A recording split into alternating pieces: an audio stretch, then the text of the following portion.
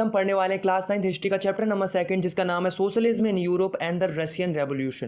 तो दोस्तों हमने पिछले चैप्टर में पढ़ा था कि फ्रांस सोसाइटी 3 स्टेट्स में बटी हुई थी, जिसमें हमने देखा था जो फर्स्ट और सेकंड स्टेट के लोग थे वही फ्रांस की गवर्नमेंट को रन कराते थे और उन्हीं के पास सोशल एंड इकोनॉमिकल पावर थी। मतलब फ्रांस में क्या था कि जो नॉर्मल लोग थे उनके ऊपर अत्याचार हो रहा था और ये अत्याचार कर कौन रहे थे, जो फर्स्ट और सेकंड स्टेट के लोग थे, यानी कि चर्च और नोबेलिटी, क्योंकि उन्हीं के पास पावर थी और उन्हीं के पास प्रॉपर्टी थी। अब यार आप खुद ही सोचो कि जिसके ऊपर अत्याचार होगा वो क्या करेगा, आवाज उठाएगा। तो जो फ्रांस के नॉर्मल लोग थे यानी कि थर्ड स्टेट के लोग थे, उन्होंने डिमांड की कि हमें एक ऐसी सोसाइटी चाहिए जिसमें सब लोगों के पास इक्वालिटी हो, फ्रीडम हो और सबके बीच में प्रॉपर्टी इक्वली डिस्ट्रीब्यूट हो। और इसी डिमांड के चलते फ्रांस में इतना बड़ा रिवॉल्यूशन हुआ था। अब दोस्तों जो ये रिवॉल्यूशन हुआ था फ्रांस के अंदर, उसके चर्चे पूरे यूरोप और एशियाई देशों में होने लगे। लोग आपस में डिस्कस करने लगे कि अगर फ्रांस के लोगों में फ्रीडम एंड इक्वालिटी जैसी भावनाएं आ सकती हैं तो हमें क्यों नहीं आ सकती। तो ये जो फ्रीडम, इक्वालिटी एंड फर्टर्निटी के आइडिया थे वे धीरे धीरे पूरे यूरोप में फैलने लगे। अब यूरोप के लोगों को लगने लगा था कि सोसाइटी में चेंजेस लाना पॉसिबल है, क्योंकि उन्हें आइडिया मिल चुका था फ्रांस रेवोल्यूशन से। लेकिन दोस्तों यूरोप के अंदर चेंजेस आए कैसे, चलिए जानते हैं इस वीडियो में।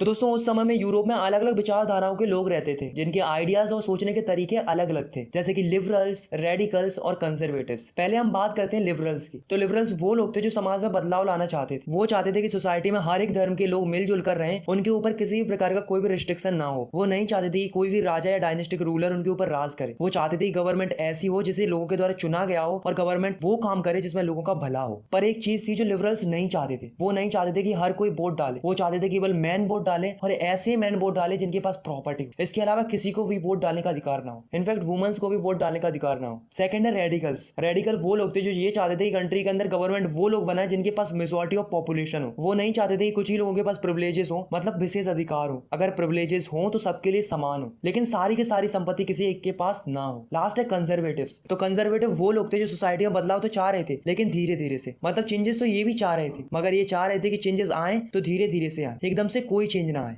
अब दोस्तों जो यूरोप था वो एक ऐसे दौर से गुजर रहा था जब यूरोप के अंदर नई नई सिटीज बन रही थी, इंडस्ट्रीज डेवलप हो रही थी, रेलवे नेटवर्क एक्सपेंड हो रहा था और इन्हीं सबसे यूरोप के अंदर इंडस्ट्रियल रिवॉल्यूशन आया। इससे सोसाइटीज डेवलप तो हो रही थी लेकिन इससे कई सारी समस्याएं यूरोप के अंदर आने लगी। इंडस्ट्रीज की वजह से लोग फैक्ट्रीज में आकर काम करने लगे, लोगों से काम ज्यादा कराया जाता था लेकिन उसके उन्हें बहुत ही कम पैसे दिए जाते थे। इसके अलावा लोगों को हाउसिंग और सैनिटेशन की भी प्रॉब्लम होने लगी, अनएम्प्लॉयमेंट भी बढ़ने लगा क्योंकि पॉपुलेशन ज्यादा थी, लोगों के पास काम कम था। तो जो लिबरल्स और रेडिकल्स थे उन्होंने सोचा कुछ ना कुछ तो करना पड़ेगा, क्योंकि उन्हें ऐसा लग रहा था कि वर्कर्स के साथ गलत हो रहा है। तो उन्होंने क्या किया कि आवाज उठाना शुरू कर दिया। किसके खिलाफ? जो फैक्ट्रीज ओनर थे, मतलब ऐसे लोगों के खिलाफ आवाज उठाना शुरू कर दिया जो केवल प्रॉफिट कमाना चाहते। उन लोगों की कोई परवाह नहीं और इन्हें वो कंजर्वेटिव कहते हैं। अब दोस्तों जो वर्कर्स थे उन्हें लिबरल्स और रेडिकल्स पसंद आने लगे थे क्योंकि वो वर्कर्स को सपोर्ट कर रहे थे। लेकिन अब जो लिबरल्स और रेडिकल्स थे उन्हें समझ में आ गया था कि ऐसे तो काम नहीं चलने वाला है, अब जरूरत है क्रांतिकारी बदलाव की। तो जो यूरोप था उसमें अलग अलग जगहों पर रिवॉल्यूशनरी एक्टिविटी होने लगी, जैसे कि फ्रांस, इटली, जर्मनी, रसिया। और ये रिवॉल्यूशनरी एक्टिविटी कर कौन रहे थे? जो लिबरल्स और रेडिकल्स थे। इनका एक ही उद्देश्य था कि यूरोप के अंदर से मोनार्ची सिस्टम को खत्म कर दिया जाए, क्योंकि वे नहीं चाहते थे किसी के पास पूरी पावर हो। अब जो यूरोप था उसके अंदर 19वीं सेंचुरी के मिड में जो सोशलिज्म का आइडिया था वो धीरे धीरे फैलने लगा। लोग सोशलिज्म की तरफ अट्रैक्ट होने लगे क्योंकि सोशलिज्म ही एक ऐसा तरीका था जिससे सोसाइटी को अच्छे से चलाया जा सकता था। क्योंकि सोशलिज्म का अर्थ होता है समाजवाद, यानी कि एक ऐसी विचारधारा जिसमें समाज के अंदर हर एक नागरिक के बीच में इक्वालिटी हो और जो प्रॉपर्टी है वो लोगों के बीच में इक्वली डिस्ट्रीब्यूट हो और ना ही कोई इंडिविजुअल पर्सन पूरी प्रॉपर्टी को होल्ड कर सकता था। तो ये जो सोशलिज्म का आइडिया था वो लोगों को बहुत पसंद आने लगा, क्योंकि लोगों को लगने लगा था कि सोशलिज्म आएगा तो लोग सोसाइटी के अंदर अच्छे से रह पाएंगे। तो जो लोग सोशलिज्म के आइडिया को फॉलो करते थे उन्हें सोशलिस्ट कहते थे। मतलब सोशलिस्ट वो लोग थे जो सोशलिज्म की राह पर चलते थे। अब जो सोशलिस्ट थे वे प्राइवेट प्रॉपर्टी के बिल्कुल खिलाफ थे। उनका मानना ये था कि सारी की सारी परेशानी की जड़ केवल प्राइवेट प्रॉपर्टीज ही है। ऐसा उनको इसलिए लगता था क्योंकि जो प्राइवेट प्रॉपर्टी वाले लोग होते हैं उनका केवल एक ही मकसद होता है, जो कि प्रॉफिट कमाना। वे उन वर्कर्स के बारे में बिल्कुल नहीं सोचते जिनकी वजह से वे प्रॉफिट कमा पा रहे हैं। अब दोस्तों यहाँ तक अपन ने देखा जो सोशलिज्म था वो धीरे धीरे पूरे यूरोप में फैल रहा था। अब दोस्तों फैल तो रहा था लेकिन अब दोस्तों प्रॉब्लम ये थी कि आखिर सोशलिस्ट सोसाइटी चलनी कैसे चाहिए। तो इसके लिए कई सारे लोगों ने अलग अलग आइडियाज शेयर की ताकि सोशलिस्ट सोसाइटी फ्यूचर में अच्छे से चल सके, जैसे कि रॉबर्ट होवन। तो ये जो सोशलिस्ट थे वो ये चाहते थे कि लोगों के बीच में कोऑपरेटिव कम्युनिटी बनाई जाए, मतलब लोगों के बीच में एसोसिएशन बना दी जाए, जिससे क्या होगा कि लोग साथ में काम करेंगे और जो भी प्रॉफिट निकलेगा उसे आपस में बांट लिया करेंगे। ऐसे एक और सोशलिस्ट थे जिनका नाम था लुइस ब्लैंक। वो भी कोऑपरेटिव कम्युनिटी बनाना चाहते थे, पर वो चाहते थे कि गवर्नमेंट इंकरेज करे लोगों को कोऑपरेटिव कम्युनिटी बनाने के लिए, जैसे कैपिटलिस्ट को हटाया जा सके, मतलब ऐसे लोगों को हटाया जा सके जिनके पास प्राइवेट प्रॉपर्टी हो। इन दोनों के अलावा दो और सोशलिस्ट थे जिन्होंने बहुत कुछ बताया था कि सोशलिस्ट सोसाइटी कैसे चलनी चाहिए। उनका नाम था कार्ल मार्क्स और फ्रेडरिक एंगल। अब दोस्तों 1970s तक जो सोशलिज्म का आइडिया था वो पूरी तरीके से पॉपुलर हो चुका था यूरोप के अंदर। जितने भी सोशलिस्ट थे यूरोप के अंदर, उन्होंने क्या किया कि एक इंटरनेशनल बॉडी बनाई जिसका नाम था सेकंड इंटरनेशनल। तो ये जो इंटरनेशनल बॉडी थी वो सोशलिज्म को सपोर्ट करती थी। ऐसे ही कई देशों के अंदर एसोसिएशन बनने लगी, पार्टीज बनने लगी। जैसे कि जर्मनी में एक पार्टी बनी जिसका नाम था सोशल डेमोक्रेटिक पार्टीज। ऐसी ब्रिटेन में एक पार्टी बनी जिसका नाम था लेबर पार्टी। और इन सब के अलावा फ्रांस में एक पार्टी बनी जिसका नाम था सोशलिस्ट पार्टी। तो इस तरीके से पार्टीज पूरे यूरोप में बनने लगी और ये वही पार्टीज थी जो सोशलिज्म को फॉलो करती थी। पर दोस्तों हैरान की बात तो ये है कि इतनी पार्टीज थी सोशलिज्म की, पर इसके बावजूद भी किसी भी कंट्री के अंदर सोशलिस्ट गवर्नमेंट नहीं बनी। लेकिन एक कंट्री थी जिसके अंदर सोशलिस्ट गवर्नमेंट बनी, वो कंट्री थी रसिया। तो अगर हमें जानना है रसिया के अंदर सोशलिस्ट गवर्नमेंट कैसे बनी थी, कैसे रिवॉल्यूशन हुआ था और कैसे मोनार्ची गवर्नमेंट को हटाया गया था, तो इसके लिए हमें जाना पड़ेगा 1914 में। तो चलिए चलते हैं द रशियन एम्पायर इन 1914। अब दोस्तों आप इस मैप को देखो, यहाँ पर जो हाईलाइटेड पोर्शन है वो है रशियन एम्पायर। मतलब देख रहे हो कितना बड़ा साम्राज्य था और इतने बड़े साम्राज्य पर राज करता था एक राजा जिसका नाम था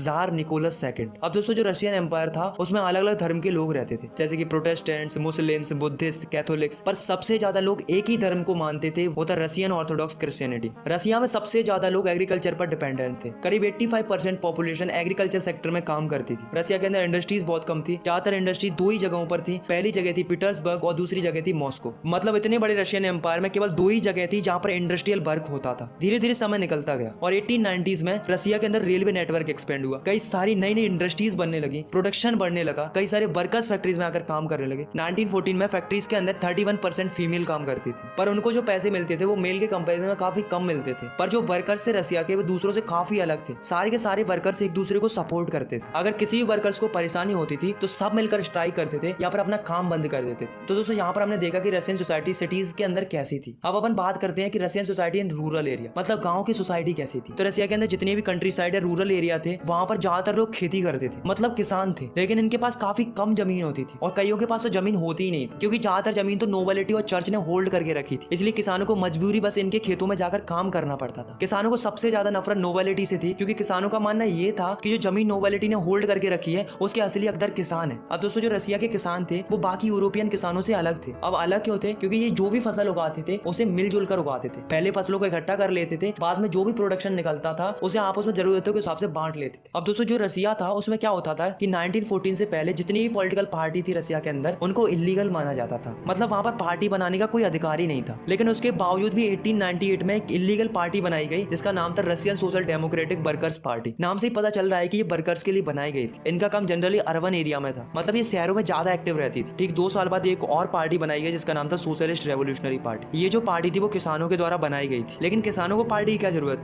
थी? क्योंकि एक तो उन्हें अपनी जमीन बाबू चाहिए थी जो नोबिलिटी ने होल्ड करके रखी थी। दूसरा रीजन ये था कि इनको रशिया में नेचुरल सोशलिस्ट कहते थे। मतलब लोगों को लगता था कि किसानों पहले से ही सोशलिज्म की खूबी है, इसलिए किसानों को लगा कि हमें पार्टी बना लेनी चाहिए। तो दोस्तों ये दो पार्टी थी जो कि रशिया के अंदर बनी थी। पहली वो थी जो वर्कर्स के लिए बनी थी, दूसरी वो थी जो किसानों ने बनाई थी। पहली वो थी जो अर्बन एरिया में काम करती थी, दूसरी वो थी जो रूरल एरिया में काम करती थी। लेकिन दोनों ही पार्टी इलीगल थी, क्योंकि दोनों को ही अधिकार नहीं था पार्टी बनाने का। अब दोस्तों 1903 में क्या हुआ कि जो Russian social democratic workers party थी वो दो ग्रुप्स में बट गई। पहला ग्रुप था बुल्शेविक्स का और दूसरा ग्रुप था मेंशेविक का। बुल्शेविक का जो हेड था वो था व्लादिमीर लेनिन और मेंशेविक का जो हेड था वो था जूलियस मार्टव। बुल्शेविक चाहते थे कि हमारी पार्टी डिसिप्लिन्ड हो, मतलब वो नहीं चाहते थे कि कोई भी मेंबर हमारी पार्टी को ज्वाइन करे, केवल quality of member he join कर सकते थे। मेंशेविक चाहते थे कि पार्टी सबके लिए ओपन होनी चाहिए, कोई भी पार्टी में शामिल हो सकता है। और दोस्तों जो राजा था यूरोप का जार निकोलस सेकंड, उसके पास ही पूरी पावर थी। रशिया के अंदर कोई भी पार्लियामेंट नहीं बनी थी, जो भी डिसीजन लेता था वो जार निकोलस सेकंड ही लेता था। रशिया और जापान के बीच में लड़ाई चल रही थी, यानी कि वॉर चल रहा था, क्योंकि दोनों को कोरिया और मंचूरिया चाहिए थे। अब दोस्तों जो रशिया था वो जापान से कई बार हार चुका था, लेकिन वहां का जो राजा था जार निकोलस सेकंड वो हार मानने के लिए तैयार ही नहीं था। इतनी बार हार मानने के बावजूद भी उसने फिर से युद्ध किया, लेकिन वो फिर हार गया। अब यार आप खुद ही सोचो, अगर कोई कंट्री लगातार वॉर करेगी और लगातार हारती जाएगी तो कंट्री पर और उसकी इकोनॉमी पर क्या फर्क पड़ेगा? ऑब्वियस सी बात यार, बहुत बुरा फर्क पड़ेगा। तो वॉर के चलते रशिया में प्राइसेस बढ़ने लगे, वर्कर्स को रहने और खाने में प्रॉब्लम होने लगी, वर्कर्स डिमांड करने लगे बेटर कंडीशंस की, स्ट्राइक करने लगे, एसोसिएशन बनाने लगे। और दोस्तों एक बार तो क्या हुआ कि कुछ वर्कर्स का ग्रुप जैसे फादर गैपोन लीड कर रहे थे, वे विंटर पैलेस के सामने गए और राजा के खिलाफ आवाज उठाने लगे। पर जो राजा था उसे ये पसंद नहीं आया, उसने पुलिस को ओपन फायर का ऑर्डर दे दिया, जिससे लगभग 100 वर्कर्स मारे गए और करीब 300 वर्कर्स घायल हो गए। इस इंसिडेंट को ब्लडी संडे कहते हैं। इस घटना के बाद कई लोगों के अंदर रिवॉल्यूशन की भावना और भड़क गई, जगह जगह पे स्ट्राइक और प्रोटेस्ट होने लगे। कई सारे workers, doctor doctors, engineers, lawyer, इस तरीके कई सारे लोगों ने अपनी यूनियन बनाना शुरू कर दिया और सब लोग यही डिमांड करने लगे कि हमें कॉन्स्टिट्यूएंट असेंबली चाहिए। अब जो राजा था रसिया का वो प्रेशर में आ गया क्योंकि जार को लगने लगा था कि लोग कंट्रोल से बाहर होते जा रहे हैं। जार नहीं चाहता था कि उसकी पावर धीरे धीरे खत्म होती जाए, लेकिन फिर भी उसने लोगों के प्रेशर में आकर अलाउ कर दिया एक इलेक्टिव पार्लियामेंट बनाने का, जिसे डूमा बोलते हैं। लेकिन राजा ने पहले ही डूमा को 75 डेज के अंदर ही डिसमिस कर दिया। फिर 3 महीने बाद फिर से डूमा बनाई गई, यानी कि सेकंड डूमा, लेकिन राजा ने उसे भी डिसमिस कर दिया क्योंकि राजा नहीं चाहता था कि उसकी पावर कम होकर किसी और के पास चली जाए। अब कुछ समय बाद राजा ने तीसरी डूमा बनाई। अब की बार राजा ने क्या किया कि वोटिंग लॉज में चेंजेस कर दिए और ऐसे लोगों को डूमा में रखा गया जो राजा के सपोर्टर थे और जिन्हें कोई मतलब नहीं था कि सोसाइटी में चल क्या रहा है, जैसे कि कंजर्वेटिव। और जो लिबरल्स और रिवॉल्यूशनरी थे उनको डूमा से बाहर कर दिया। द फर्स्ट वर्ल्ड वॉर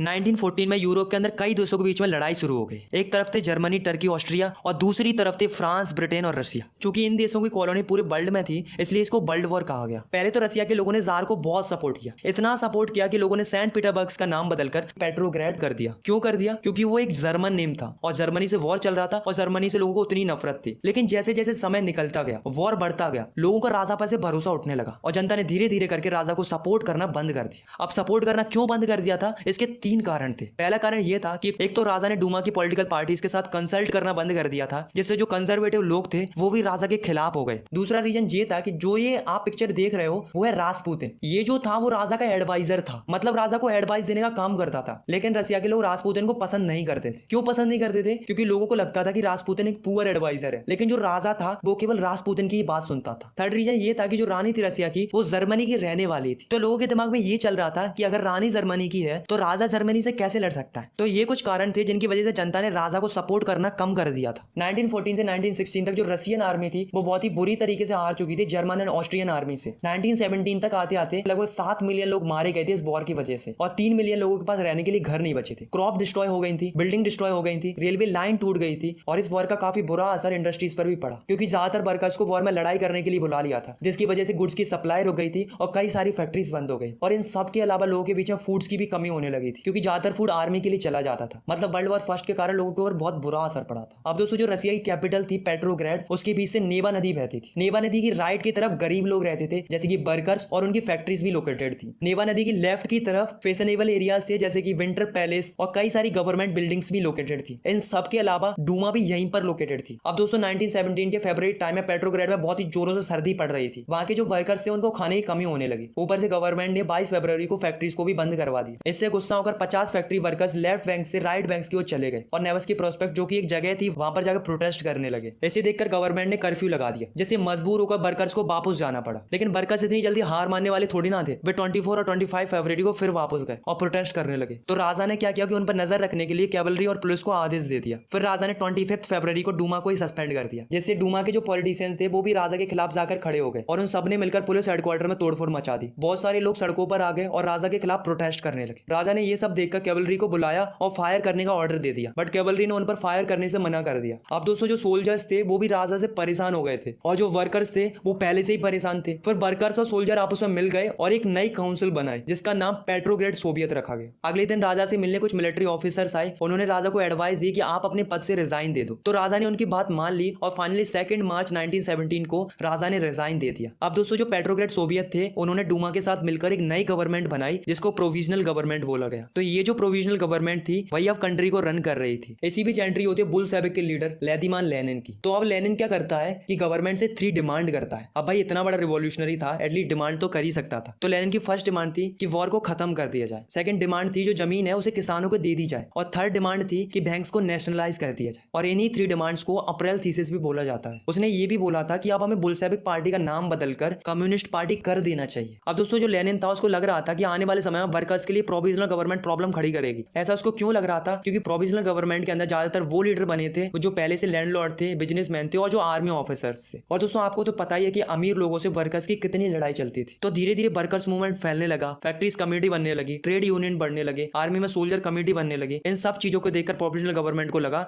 कि उनकी पावर कम हो रही है और जो बुल्शेविक की पावर है वो बढ़ती जा रही है। तो उन्होंने सोचा कुछ ना कुछ तो करना पड़ेगा। तो जो प्रोविजनल गवर्नमेंट थी उसने बहुत बुरे स्टेप लेना शुरू कर दिया, जैसे कि जो लीडर उनके खिलाफ प्रोटेस्ट करते थे या फिर आवाज उठाते थे उन्हें जेल में डाल दिया जाता था। इससे जो वर्कर्स थे और भी कई सारे लोग थे उनको ये गवर्नमेंट धीरे धीरे बुरी लगने लगी थी और धीरे धीरे बुल्शेविक्स और प्रोविजनल गवर्नमेंट के बीच में लड़ाई भी बढ़ने लगी। तो जो लेनिन था उसने गवर्नमेंट के खिलाफ विद्रोह करने का फैसला लिया। जितने भी सपोर्टर थे बुल्शेविक पार्टी के, चाहे वो आर्मी के हो, चाहे वो सोवियत्स हो और चाहे वो फैक्ट्रीज वर्कर्स हो। और 16 अक्टूबर 1917 को लेनिन ने पेट्रोग्रेड सोवियत को भी कन्वेंस कर ली और सोवियत के साथ मिलकर एक मिलिट्री रेवोल्यूशनरी कम्युनिटी बनाई जिसका हेड लियोन ट्रॉट्स्की को अपॉइंट किया गया। अब सभी लोग तैयार हो चुके थे अपराइजिंग करने के लिए, मतलब विद्रोह करने के लिए। किसके खिलाफ? प्रोविजनल गवर्नमेंट के खिलाफ। और लेनिन ने किसी को नहीं बताया था कि कब विद्रोह करने वाले हैं, बट फाइनली 24 अक्टूबर को बुल्शेविक ने रिवोल्ट कर ही दिया। इसे देखकर जो प्राइम मिनिस्टर था केरेंस्की, उसने क्या किया कि सेना को आदेश दे दिया। तो सेना ने क्या किया कि बुल्शेविक की 2 न्यूज़पेपर बिल्डिंग को सीज कर दिया। पर बुल्शेविक क्या कम थे? बुल्शेविक ने प्रोविजनल गवर्नमेंट के मिनिस्टर्स और गवर्नमेंट ऑफिसर्स को ही पकड़ लिया, यानी कि अरेस्ट कर लिया। और जो लड़ाई चल रही थी प्रोविजनल गवर्नमेंट और बुल्शेविक के बीच में, उनमें जीता कौन? ऑब्वियसली बुल्शेविक जीता। अब जैसे ही बुल्शेविक जीता तो लेनिन के पास पावर आ गई। तो लेनिन ने क्या किया? बैंक्स को नेशनलाइज कर दिया, इंडस्ट्रीज को भी नेशनलाइज कर दिया। और दोस्तों आपको तो पता ही है कि लेनिन प्राइवेट प्रॉपर्टी के बिल्कुल अगेंस्ट था, इसलिए उसने लैंड्स को सोशल प्रॉपर्टी डिक्लेयर कर दिया। और जो पीजेंट थे, मतलब फार्मर थे, उनको अलाउ कर दिया नोबिलिटी की जमीन छीनने के लिए। उन्होंने आर्मी की यूनिफॉर्म भी बदलवा दी आफ्टर क्लॉथिंग कंपटीशन, जिसमें एक हेड को सिलेक्ट किया गया जिसे सोवियत हेड बोलते हैं। और इतने दिनों से जो पार्टी का नाम बुल्शेविक चला आ रहा था और उसे बदलकर रशियन कम्युनिस्ट पार्टी कर देते हैं। अब दोस्तों नवंबर 1917 में क्या हुआ कि बुल्शेविक ने इलेक्शन करवाए कॉन्स्टिट्यूएंट असेंबली के लिए। अब लेनिन को लग रहा था कि हम तो जीत ही जाएंगे क्योंकि हमने प्रोविजनल गवर्नमेंट को हराया है और हमने देश के लिए बहुत कुछ किया है। तो बुल्शेविक को लग रहा था कि हम थोड़ा हार सकते हैं, पर होता ऐसा ही है, बुल्शेविक पार्टी इलेक्शन जीत ही नहीं पाती। इस बात से लेनिन को गुस्सा आ जाता है। तो वो क्या करता है कि पूरी असेंबली को ही डिसमिस कर देता है और लोगों से कहता है कि अब कोई इलेक्शन नहीं होंगे, अब जो भी गवर्नमेंट बनेगी वो मैं ही बनाऊंगा। और ऊपर से लेनिन ने जर्मनी से हाथ और मिला लिया। और आपको तो पता ही है कि जर्मनी रशिया की कितनी बड़ी दुश्मन थी वर्ल्ड वॉर फर्स्ट में। इन सब के अलावा लोगों के पास फंडामेंटल राइट्स भी नहीं बचे थे, लोगों के पास फ्रीडम भी नहीं बची थी। अब जो रशिया था वो एक वन पार्टी स्टेट बन चुका था। लेनिन ने एक सीक्रेट पुलिस लोगों के बीच में तैनात कर दी थी जिसका काम ये था कि जो भी आवाज उठाता था उसे ये पुलिस पनिश करती थी। तो दोस्तों जो लोग लेनिन के बारे में अच्छा कहते थे वो सारे लोग दुखी हो जाते हैं क्योंकि लोगों ने लेनिन से ये सब एक्सपेक्ट नहीं किया था। लोग इतने परेशान हो जाते हैं कि कंट्री के अंदर सिविल वॉर की नौबत आ जाती है। अब दोस्तों कई सारे लोग रशिया के अंदर सिविल वॉर करने वाले थे। अब सिविल वॉर किन के बीच में होने वाला था? तो सिविल वॉर जनरली 3 तरह के लोगों के साथ होने वाला था। पहले थे रेड, दूसरे थे ग्रीन और तीसरे थे व्हाइट।